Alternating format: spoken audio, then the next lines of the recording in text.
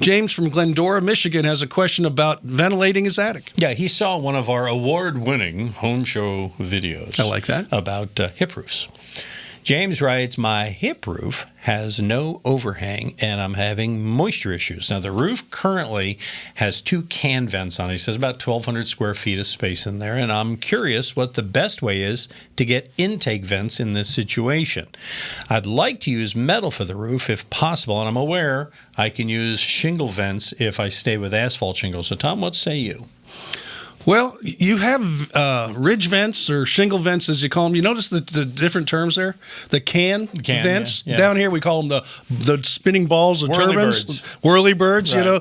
So, and again, the metal has ridge vents, so that would be something you can certainly do to exhaust it.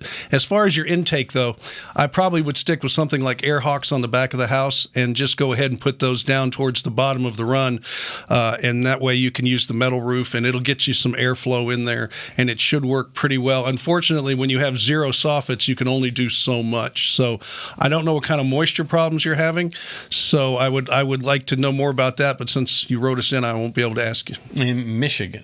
Well, the reason I ask that is because if it's moisture problems in the wintertime where they're growing icicles and stuff, that is so different than what we'd experience here in Houston. So if that was the case, if you open up at least a little bit, that will solve that problem. You want to get that attic as cold as the outside as it is on the inside. That way you won't have condensate form.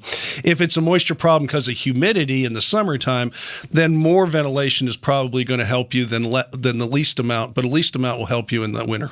All right. Got a question? Send it our way. We'll answer it just like that. Send it to HomeShowRadio.com. Use the Ask Tom form, and we'll answer it like these videos over here. And subscribe to our channel. We'll tell you when there are new ones put up.